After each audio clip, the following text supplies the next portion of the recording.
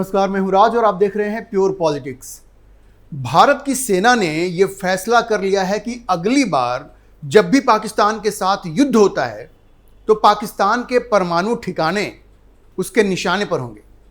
और जिस तरह से अमेरिका ने ईरान के फोर्डो न्यूक्लियर इंस्टॉलेशन पर B-2 स्टेल्थ बॉम्बर से हमला किया जो GBU-57 बंकर बस्टर बमों से लैस थे, उसी तर्ज पर भारत भी पाकिस्तान के परमाणु ठिकानों पर बंकर बस्टर बमों से बमबारी करके उनको तहस नहस कर देगा। पाकिस्तान जिस तरह से भारत को न्यूक्लियर ब्लैकमेल करने की कोशिश कर रहा है, उसका एक ही समाधान है कि उसके परमाणु बम को पूरी तरह से नष्ट कर दिया जाए। आज मैं आपको बताऊंगा कि भारत किस तरह से अमेरिका की तर्ज पर पाकिस्तान के परमाणु ठिकानों को, जो ईरान की तरह जमीन के नीचे बंकर में बनाए गए हैं, उनको नष्ट करने की तैयारी कर रहा है। अब आपने देखा होगा कि 22 जून को किस तरह से सरप्राइज स्ट्राइक करके अमेरिका ने अपने B-2 बॉम्बर से, B-2 स्टेल्थ बॉम्बर से फोर्डो न्यूक्लियर इंस्टॉलेशन जो ईरान का था, जो सबसे महत्वपूर्ण न्यूक्लियर इंस्टॉलेशन था, वहां पे जाकर के उसने हमला किया। 7 B-2 बॉम्बर्स थे और GBU-57 बम, ये जो बंकर बस्टर बम है, उनको वहां पे गिरा करके उसको तहस नहस कर दिया। उसके अलावा इस्फाहान और नातांज, वहां भी उन्होंने टॉम हॉक मिसाइल से हमला किया और उनको भी बर्बाद किया। लेकिन सबसे महत्वपूर्ण जो था वो फोर्डो न्यूक्लियर इंस्टॉलेशन था, जहां पे B-2 स्टेल्थ बॉम्बर्स ने GBU-57 बंकर बस्टर बम गिरा करके उनको तहस नहस कर दिया।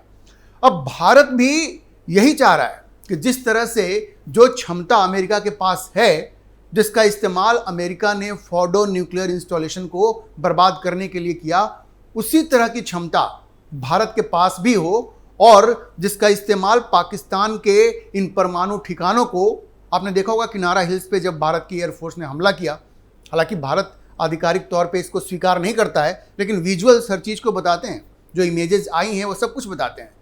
तो उस किराना हिल्स के नीचे कहते हैं कि जो बंकर्स हैं उनमें पाकिस्तान ने अपने न्यूक्लियर बॉम्ब्स, न्यूक्लियर वॉरहेड्स रखा हुआ है। कहने के लिए तो अमेरिका के वॉरहेड्स भी वहीं पे हैं। खैर, जो भी हो, भारत ये चाह रहा है कि जिस तरह से अमेरिका ने ईरान के फोर्डो न्यूक्लियर इंस्टॉलेशन पर बंकर बस्टर बम गिरा करके उसको बर्बाद किया है, उसी तरह से भारत भी पाकिस्तान के बंकर के नीचे छिपे हुए न्यूक्लियर वॉरहेड्स को बर्बाद कर देगा, तहस नहस कर देगा, इस बार जब भी आगे युद्ध होता है। तो आप समझिए कि अगर भारत को वही काम करना है जो अमेरिका ने ईरान में किया फोर्डो न्यूक्लियर इंस्टॉलेशन को नष्ट करने के लिए, तो उसके लिए भारत को क्या चाहिए होगा? भारत को पहले तो B-2 स्टील्थ बॉम्बर चाहिए होगा और ये जो GBU-57 जो बंकर बस्टर बम था वो भी चाहिए होगा। अब सवाल है कि भारत के पास ये दोनों चीज़ तो अभी है नहीं। भारत के पास न तो भी B-2 बॉम्बर है और न ही GBU-57 टाइप का बॉम्ब है, और अगर अमेरिका की तरह हमला करना है तो अब इतनी जल्दी B-2 बॉम्बर तो भारत को मिल नहीं सकता और पाकिस्तान से युद्ध तो कभी भी हो सकता है। अब देखिए जिस तरह की हरकत पाकिस्तान कर रहा है और जिस तरह की भाषा वहाँ का आर्मी चीफ मुनीर इस्तेमाल कर रहा है, तो भारत ने इसका एक दूसरा उपाय निकाला है। अब सबसे पहला सवाल ये था कि B-2 स्टील्थ बॉम्बर कहाँ से लाया जाए, इतनी जल्दी तो बनेगा नहीं। तो भारत ने क्या किया है, भारत ने निर्णय लिया है कि भारत का जो अग्नि 5 मिसाइल है उसी को B-2 बॉम्बर की तरह इस्तेमाल किया जाएगा। आपको पता होगा ये जो अग्नि 5 जो मिसाइल है, इसकी रेंज है 5000 से 8000 किलोमीटर। ये एक इंटरकॉन्टिनेंटल बैलिस्टिक मिसाइल है। अब भारत क्या कर रहा है कि इस अग्नि 5 मिसाइल की रेंज को कम कर देगा, 5000 से आधा कर देगा और 2500 किलोमीटर। तो जब रेंज कम कर देगा तो पेलोड उठाने की जो उसकी क्षमता है वो बढ़ जाएगी। तो जिस तरह से B-2 बॉम्बर जा करके हमला कर पाया था, भारी पेलोड को उठा सकता है। देखिए GBU-57 जो एक बंकर बस्टर जो बम था वो 15 टन का होता है, लगभग 14 से 15 टन का होता है। अब इतने भारी पेलोड को उठाने के लिए आपके पास B-2 बॉम्बर चाहिए, और B-2 बॉम्बर नहीं है तो आपको ऐसे मिसाइल चाहिए जो कि इस तरह के पेलोड को उठा सके। तो इस पेलोड को उठाने के लिए भारत ने क्या किया, रेंज को घटा दिया ताकि उसका पेलोड बढ़ जाए। तो अब ये जो भारत का जो अग्नि 5 मिसाइल है उसका एक दूसरा वेरिएंट बनेगा। 2 तरह के वेरिएंट बनेंगे, मैं आपको विस्तार से बताऊंगा कि ये दोनों वेरिएंट क्या होंगे। लेकिन भारत कि स्ट्रैटेजी ये है कि अग्नि 5 मिसाइल को अब B2 बॉम्बर की तरह इस्तेमाल किया जाएगा। B2 बॉम्बर अलग से बनाने की जरूरत नहीं है और इतनी जल्दी वो बन भी नहीं सकता। तो इंटरिम में यह उपाय किया गया है कि अग्नि 5 मिसाइल को B2 बॉम्बर की तरह इस्तेमाल किया जाएगा और जैसा मैंने कहा उसके लिए उसकी रेंज कम कर दी है ताकि उसका पेलोड बढ़ जाए। तो जैसा मैंने आपको कहा कि ये जो अग्नि 5 मिसाइल है उसको B2 स्टील्थ बॉम्बर की तरह इस्तेमाल किया जाएगा। स्टील्थ बॉम्बर की तरह कैसे इस्तेमाल किया जाएगा मैं ये भी बताऊंगा आपको। पहले तो ये समझिए कि अग्नि 5 जो मिसाइल है उसको B2 बॉम्बर की तरह इस्तेमाल किया जाएगा और भारत अब अपना बंकर बस्टर बम भी डेवलप कर रहा है। ये जो बंकर बस्टर बम डेवलप किया जा रहा है इसकी क्षमता तकरीबन 7.5 से 8 टन की होगी। तो जो GBU-57 था उसकी क्षमता 15 टन की थी, लेकिन ये 7.5 से 8 टन का होगा। ये बंकर बस्टर बम भी भारत अब बना रहा है और इसकी क्षमता क्या होगी? देखिए, वो जो B2 बॉम्बर के साथ जो GBU-57 था वो 60 मीटर जमीन के नीचे 60 मीटर या मान के चलिए आपकी 200 फीट से ज़्यादा वो वहां पे जा करके हमला कर सकता था, उसको पूरी तरह से बर्बाद कर सकता था। कितना? 60 मीटर। लेकिन भारत जो अपना बंकर बस्टर बम बना रहा है वो उसकी क्षमता इतनी ज़्यादा होगी कि वो 80 से 100 मीटर जमीन के नीचे 80 से 100 मीटर जा करके अगर कोई बंकर के नीचे कोई टारगेट है तो उसको नष्ट कर सकता है। और बीच में कंक्रीट चाहे कितनी भी मोटी क्यों ना हो, जैसे GBU-57 का तकरीबन 18 फीट का था, उसी के मुकाबले का ये बंकर बस्टर बम भारत भी बना रहा है। और ध्यान रखिए GBU-57 60 मीटर तक जा सकती थी, लेकिन भारत जो बना रहा है वो 80 से 100 मीटर जा सकता है। तो भारत की पूरी तैयारी है कि जिस तरह की क्षमता अमेरिका के पास है इस तरह के बंकर के नीचे जो न्यूक्लियर इंस्टॉलेशंस होते हैं या कमांड सेंटर्स होते हैं या जो रडार सेंटर्स होते हैं उनको नष्ट करने की वही क्षमता अब भारत के पास भी आ जाएगी। भारत ने पूरा प्रयास किया है इसको प्राप्त करने के लिए और वो समय भी अब ज़्यादा दूर नहीं है, भारत बिल्कुल उसके करीब पहुंच गया है। अब मैं आपको ये बताता हूं कि जो अग्नि 5 का ये जो वेरिएंट बन रहा है ये 2 तरह का होगा।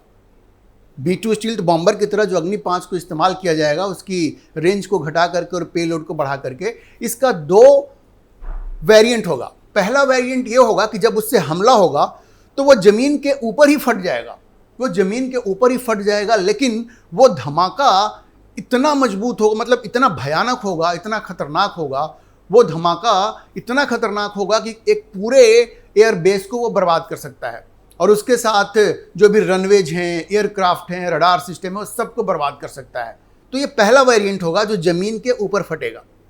आप समझ रहे हैं ना?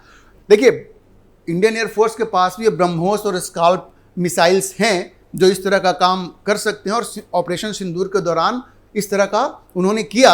लेकिन ये आपने देखा होगा नूर खान एयरबेस पे जो हमला हुआ, रहीम यार एयर खान पे जो हमला हुआ, वो ये कर सकते हैं। लेकिन समस्या उसमें यह है कि जो सुखोई 30 MKI है या रफाल है जो इस तरह के मिसाइल्स को कैरी कर सकते हैं वो बहुत दूर नहीं जा सकते और अगर वो एनिमी के उसकी ज़मीन के अंदर चले जाते हैं या उसके एयर स्पेस के अंदर चले जाते हैं तो उनके ऊपर हमला भी हो सकता है। इस बार जो कुछ हुआ, भारत ने अपनी सीमा में रहते हुए सारे हमले किए थे, लेकिन अगर वो क्रॉस करते हैं या अगर उनके ऊपर कोई BVR मिसाइल से हमला होता है तो फिर मुश्किल हो सकती है।